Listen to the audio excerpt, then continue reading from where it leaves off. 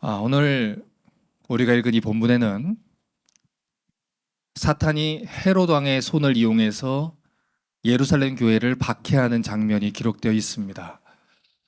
이 본문을 보면서 우리가 주목해서 봐야 되는 두 가지 포인트가 있는데, 첫 번째는 왜 헤롯이 교회를 박해하려고 했는가라는 것이고, 두 번째는 그 무서운 박해를 교회가 또 초대교회 크리스천들이 어떻게 이겨냈는가 하는 질문입니다.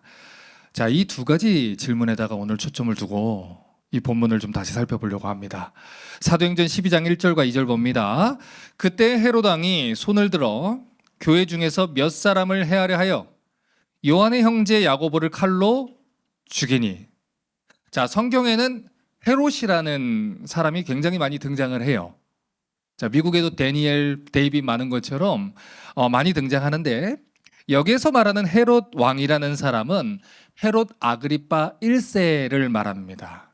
이 헤롯 아그리파 1세는 예수님이 태어날 당시에 그 베들레헴 아기들을 다 죽여라 라고 했었던 그 헤롯 대왕의 손자입니다.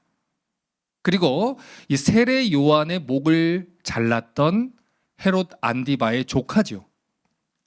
이 본래 헤롯 왕조는 에서의 후손인 에돔족 출신의 배경을 가지고 있어요. 그러다 보니까 야곱의 후손이었던 이스라엘 민족하고는 굉장히 트러블이 많았어요. 그리고 이러한 이 출생 배경 때문에 이스라엘 사람들은 헤롯 왕조의 반기를 들었고, 그런 유대인들의 마음을 얻기 위해서 오늘 헤롯 왕이 애를 쓰다가 선택한 방법이 무엇이냐, 바로 교회를 핍박하는 것, 그거였다라는 것이죠. 헤롯은 그 당시 유대인들한테 이단이라고 취급받던 이 예루살렘 교회 성도들을 자기가 오히려 더 적극적으로 박해하는 모습을 보여줬습니다. 그래서 이 교회를 싫어하던 유대인들로부터 호감을 얻겠다, 그런 정치적인 목적을 가지고 있었다라는 거지요.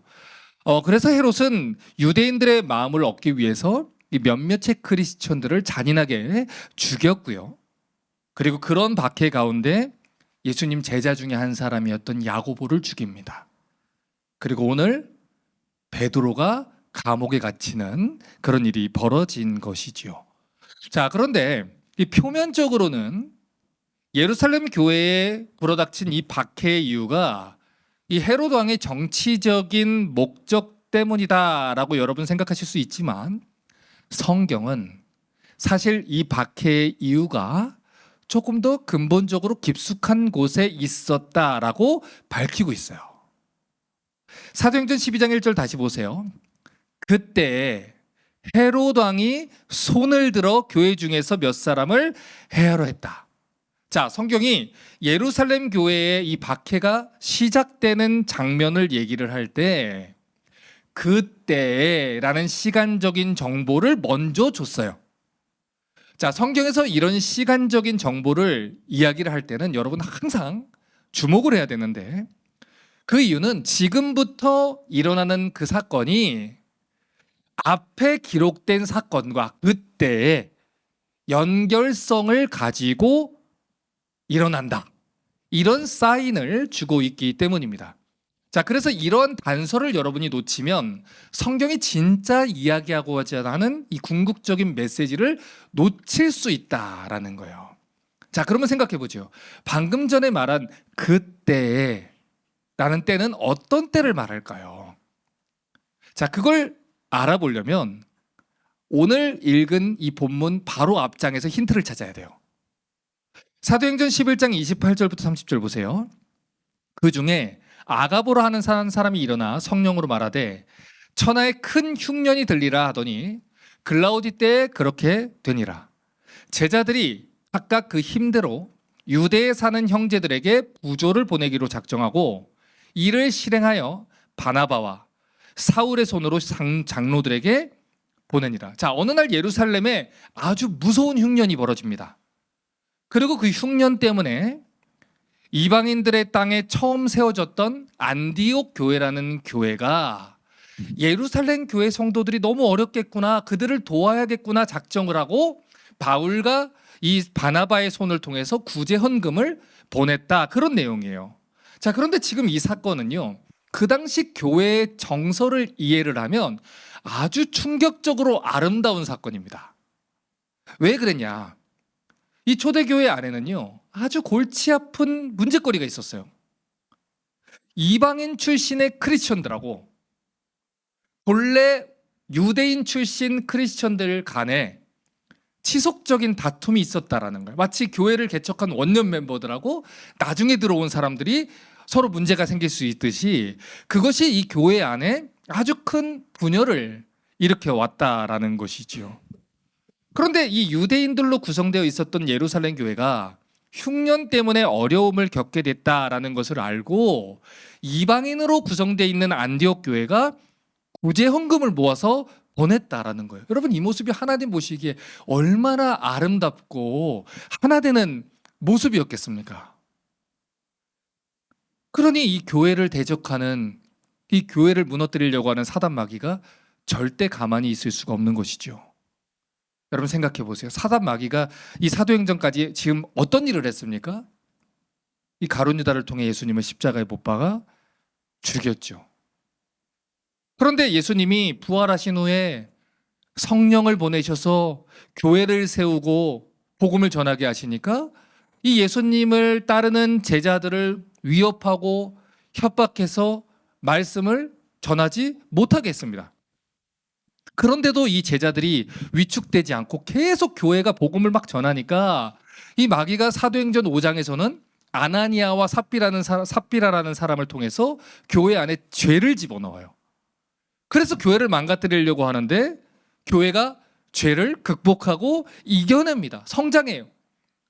그랬더니 이번에는 교회가 다른 여러 가지 사역들로, 이벤트들로 바쁘게 만들어서 교회 안에 분열이 일어나게 하고 말씀과 기도를 제쳐두게 만듭니다. 마치 오늘날 한국 교회들이 수많은 이벤트와 행사들로 바빠서 하나님 말씀과 기도를 등한시하는 것처럼 교회를 그렇게 만들어버린 거예요. 그런데도 이 사도들이 정신을 딱 차리고 집사들을 세웁니다. 그리고 말씀과 기도에 전념하겠습니다 라고 온 교회가 거기에 힘을 쓰니까 교회가 성장하는 거예요.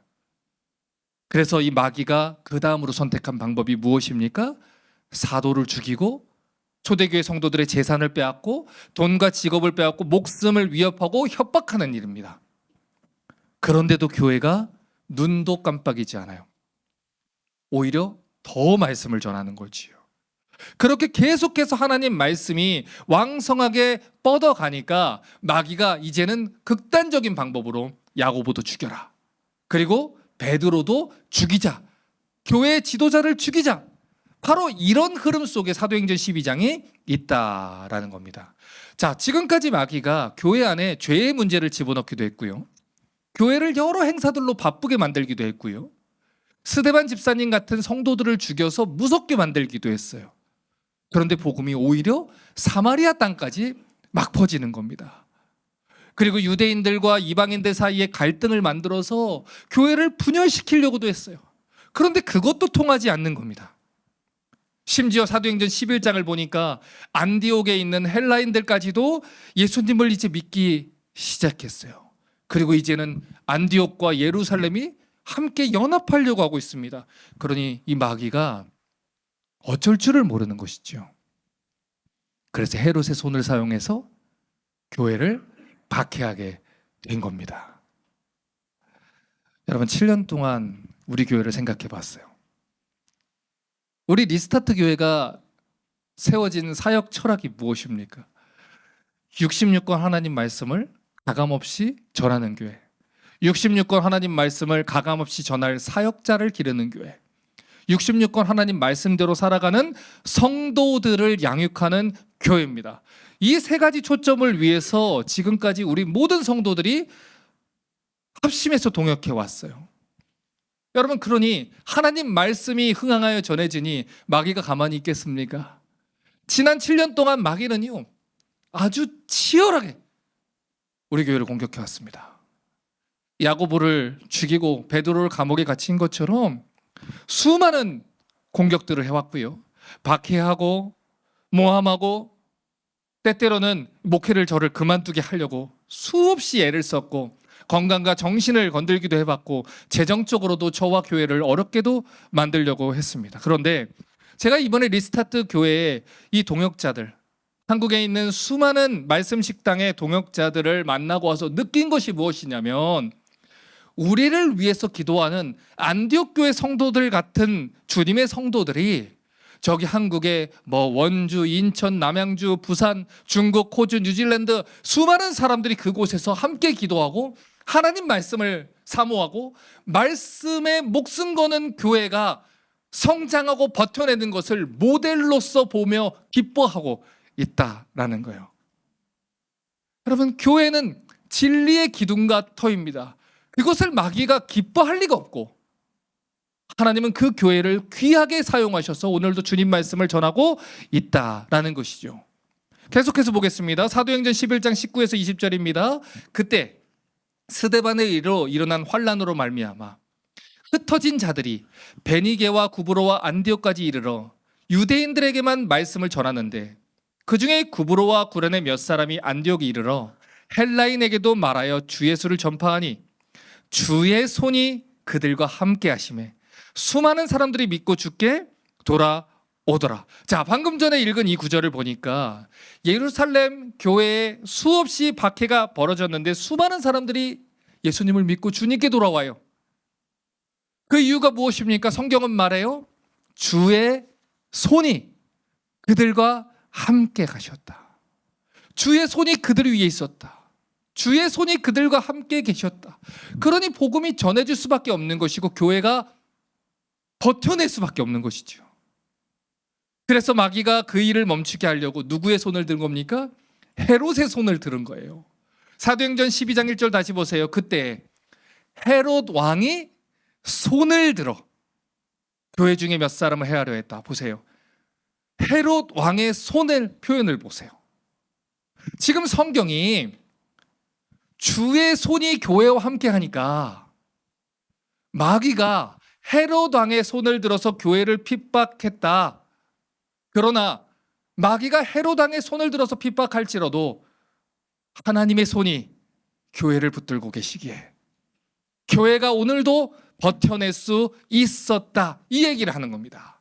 자, 그러면 주의 손이 어떻게 그들을 지키셨길래 어떻게 교회가, 우리 성도들이 안전하게 신앙을 지킬 수 있었겠습니까? 사도행전 12장 5절입니다. 이에 베드로는 옥에 갇혔고 교회는 그를 위하여 간절히 하나님께 무엇하더라? 기도하더라. 여러분, 성경은 말해요. 베드로가 감옥에 갇혀 있는 동안에 성도들이 뭐 했다고요? 기도했다라는 거예요.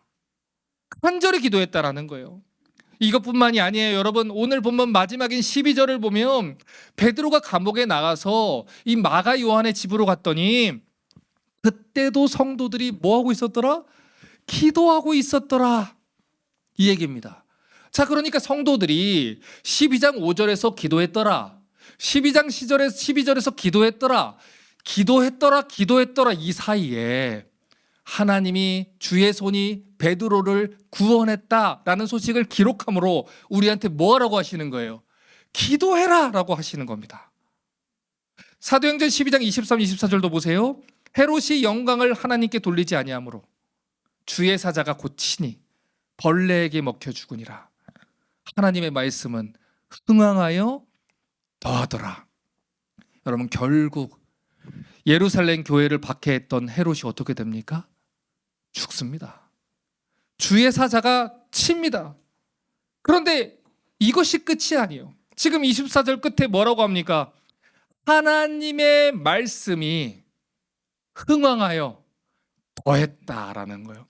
교회를 박해를 하던, 분열을 시키던 하나님의 손에 붙들린 교회는 어떻게 되더라?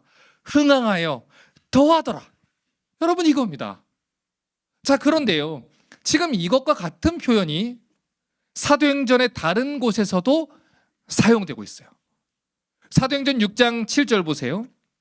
하나님의 말씀이 점점 왕성하여, 같은 뜻입니다. 점점 왕성하여 예루살렘에 있는 제자의 수가 더 많아지고 허다한 제사장의 무리도 이 도에 복종했다. 처음에 집사님들을 세워서 이 초대교회가 막 성장하려고 했을 때도 사탄이 예루살렘 교회를 흔들어 놨어요. 어떻게 해요? 봉사하는 일로 바쁘게 만들어서 말씀 못 듣게 하고, 다른 행사와 이벤트와 여러 가지 일들로 성도들이 바쁘게 해서 이 교회가 원래 해야 했던 말씀 사역과 기도 사역 외에 다른 일들에 대해서 자꾸 초점을 두게 만들었습니다. 그래서 결국 이 교회 안에 뭐가 생겨요? 원망이 생겨요. 교회 안에 불평이 생겨요. 말씀을 못 먹으니까, 생명의 떡을 못 먹으니까, 영적으로 굶주려 있으니까 성도들 안에 불평이 나오기 시작합니다. 교회를 분열시키려고 해요. 그런데 그때도 예루살렘 교회에 하나님 말씀이 왕성해졌다라고 해요. 왜요? 어떻게 해요? 사도들이 하나님 말씀을 연구하고 가르치고 전하는데 우리는 이걸로 집중하겠다 결단했기 때문이에요. 교회는 진리의 기둥과 터다. 이것을 기억하고 사도들이 집사님들께 부탁합니다. 여러분, 교회 일들을 돌봐주십시오. 저희는 말씀과 기도에 전무하겠습니다. 그 일로 인해서 교회가 왕성해지는 겁니다. 여러분, 왜 사탄이 헤롯을 통해 예루살렘 교회를 박해했을까요? 왜 사탄이 그 일을 이 야고보를 죽이고 베드레를 잡아가는 대로 포커스를 뒀을까요? 여러분, 사도들을 죽여서 뭘 못하게 하려고요? 말씀을 안 전하게 하려고요. 말씀이 전해지는 일을 멈추게 하려고요. 말씀대로 지도받아, 말씀대로 기도하고, 말씀대로 전도하고, 말씀대로 신앙생활에서 복음 전하는 일을 다 어떻게 하려고? 스탑시키려고. 그 이유가 무엇입니까? 오늘 읽은 12장 한 장만 뒤로 넘어가면 13장부터 사도 바울이 등장해요. 사도 바울을 통해서 온 세계의 복음이 전해지게 돼요. 그 일을 위축되게 만들기 위해서 마귀가 극단적인 방법으로 겁주는 겁니다. 하나님 말씀 전하지 못하게 하려고, 그 사역을 멈추게 하려고. 그런데 교회가 그 위기를 어떻게 헤쳐나갑니까? 사도들의 가르침대로 뭐 해요? 기도하는 거예요. 사도들의 가르침대로 마음을 모으고 하나님 지켜주시기를 기도하며 헤쳐나갔다라는 것이죠. 자, 그런데 그들이 어떻게 계속해서 그 어려운 상황에서 기도할 수 있었을까요? 사도행전 6장 3절 4절은 이렇게 얘기해요. 형제들아, 너희 가운데서 성령과 지혜가 충만하여 칭찬받는 사람 7을 택하라. 우리가 이 일을 그들에게 맡기고 우리는 오로지 기도하는 일과 말씀 사역에 힘쓰리라. 교회 집사님들을 세워놓고 사도들이 말씀과 기도 사역에 전무하겠다 이렇게 얘기했어요. 집사님들한테, 직분자들한테 이 일을 맡겼다라는 거예요. 여러분, 오늘날 젊은 세대들이 이 직분을 가볍게 여깁니다. 교회를 다니면 되지, 나는 그런 명예욕에 관심 없다. 명예욕이 아닙니다. 직분은 직무를 맡기 위함이에요. 하나님의 교회를 맡기 위함이에요. 오늘 아침에 현 집사님이 저보다 일찍 오셔서 교회를 다 돌보셨더라고요. 할렐루야. 계속 그렇게 하시면 돼요. 그리고 우리는 이 일에 전무하리라. 말씀과 기도에 전무하리라. 그 지도를 받은 예루살렘 교회의 성도들이 뭘 알았어요? 교회의 핵심은 말씀이구나. 교회의 핵심은 기도구나. 우리의 사도를 위해서 뭘 해야겠구나. 기도해야겠구나. 말씀 붙잡아야겠구나. 그거를 딱 붙으니까 교회가 어떻게 됩니까? 안전하게, 든든하게 세워가는 겁니다. 여러분, 지난 한 달 동안 말씀 식당이 처음 세워진 그 어떤 해보다 더 많이 말씀을 전했고요. 더 많은 사람들을 만났어요. 제가 정말 거짓말 조금 못해서 진짜 10,000명 만난 것 같아요. 마치 초대교회 집사님들이 사도들이 말씀과 기도에 전무하게 해주고 집중하게 해주고 사도들을 파송해서 다른 교회 성도들이 하나님 말씀을 계속 전해지게 하고 그곳에 교회가 세워지게 한 것처럼 우리 리스타트 교회 성도들이 부교육자가 없는 이 교회인데도 불구하고 저를 파송해서 하나님 말씀을 전해주셨기 때문에 제가 수많은 교회 성도들에게 또 목회자들에게 말씀을 전하고 올 수 있었어요. 심지어 우리 몇몇 성도들은 목사님 가면 우리 교회는 어떡합니까? 가지 마세요. 우리를 버려서 이런 얘기하는 사람이 한 사람도 없어요. 목사님 몸 건강 챙기시고 이것으로 돌아다니면서 성도들도 많이 또 식사 대접하실 텐데 이걸로 식사 굶지 마시고 커피도 드시고 그렇게 같이 동역을 해줬어요. 여러분 왜 그렇게 하셨습니까? 말씀을 전하는 이 일이, 교회가 살아가는 이 일이 가장 중요한 일이라는 걸 여러분이 아셨기 때문이죠. 여러분 제가 이번에 한국에서 제일 많이 들은 말이 뭔지 아십니까? 목사님, 리스타트 교회 성도들한테 목사님 보내주셔서 감사하다고 꼭 전해주십시오. 전 전했습니다. 우리 교회 성도들이 파송하고도 앞장서서 교회를 봉사하고 든든하게 교회를 지키고 있기 때문에 교회를 지키는 하나님의 손뿐만 아니라 교회를 돌보는 우리 성도들의 손이 든든하게 이 리스타트 교회를 붙들었기 때문에 우리 교회에서 전해졌던 이 말씀이 우리 교회 문턱을 넘어서서 이곳저곳에 전파되게 되었다는 거예요. 그리고 그렇게 말씀을 들은 다른 성도들이 말씀엔 정말 답이 없네요. 목사님, 저도 우리 교회에서 성경을 한번 전해보겠습니다 라는 고백을 할 때에 여러분 얼마나 그것이 큰 기쁨이고 하나님께 기쁨이 되겠습니까? 말씀의 능력이 임하니 다른 것이 보이지 않는 거예요, 여러분. 성경의 능력을 보고 나면 말씀을 사모할 수밖에 없는 거예요. 여러분 이 모든 일이 어디로부터 비롯됩니까? 교회가 열심히 기도하며 말씀을 전하고 성도들 열심히 직분대로 교회를 섬기고 봉사하고 기도할 때 벌어지게 되는 겁니다. 그럴 때 하나님 말씀이 흥황하여 전해지는 거예요. 이제 오늘 설교를 한번 정리해 보죠. 여러분 왜 지금의 교회들이 가장 쓸데없는 이벤트와 엔터테인먼트 같은 유행에 휩쓸려 가고 있습니까? 성도들은 다 지쳐서 떨어져 나가고 있고 성도들은 얼굴에 기쁨 하나 없고 제가 성도들을 얘기했습니다. 가서 우리 교회는 1년 내내 행사가 없다. 작년에 피크닉이 하나 있었는데 기억나십니까? 봄 피크닉이 있었는데 너무 말씀 연구하고 하는데 바쁜 겁니다. 그래서 제가 저 캘린더에다가 스티커로 붙여버렸습니다. 못하겠다. 왜요? 말씀 전하는 일이 가장 중요하기 때문이죠. 하나님 말씀이, 사자 같은 왕의 말씀이 얼마나 큰 능력이 있는지 모르니까, 말씀의 능력을 확신하지 못하니까 목회자들마다 말씀을 연구하고 전하는데 진지하게 임하지 못하는 것이고, 말씀을 연구하고 전하는데 교회가 올인하지 못하는 것이지요. 말로는 말씀으로 충분합니다, 예수님이면 충분합니다라고 얘기를 하지만 생명의 떡 하나님의 말씀이신 능력을 경험하지 못해봤기 때문에 성도들도 목회자들이 말씀을 연구하는 그 일에 가장 중요하게 시간을 써야 된다는 걸 모르고 그저 자기들을 기쁘게 할 이 엔터테인먼트와 교회의 경영가 정도로 이 목회자들을 생각을 하는 것이지요. 여러분 아니지요. 그게 아니지요. 말씀의 전파자들은 성경을 연구하고 전하는 이 일에 목숨 걸어야 되는 것입니다. 성도들을 위해서 기도하는 일에 전념해야 되는 것입니다. 교회의 직분자들은 무엇을 합니까? 그 말씀을 사모하며 교회를 위해서 기도하고 교회를 섬길 때 교회는 건강해지는 거예요. 오늘날 교회에 필요한 것은 프로그램이 아닙니다, 여러분. 프로그램을 몇 가지를 대줘와서 교회 안에 돌려서 교회를 바쁘게 하고 성도들을 바쁘게 한다. 그게 성도를 세우는 게 아니에요. 하나님의 말씀이 교회를 세우는 것입니다. 하나님의 말씀의 능력이 교회를 세우는 거예요.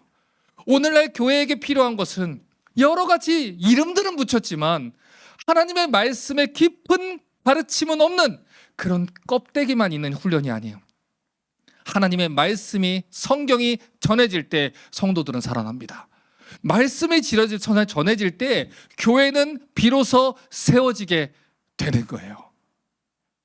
지난 한 달 동안 정말 잘하셨습니다.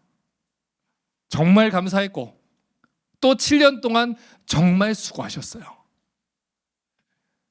지금까지 했던 것처럼 할 겁니다. 매일매일 말씀 붙잡고 말씀대로 기도하고 매일 말씀 위에서 리스타트하는 리스타트 교회 되기를 바랍니다. 그런 우리가 모델이 돼서 수많은 교회들이 세상의 헛된 철학과 다른 방법들을 버리고 말씀 위에서 리스타트하자. 다시 세워지기를 주님의 이름으로 부탁합니다.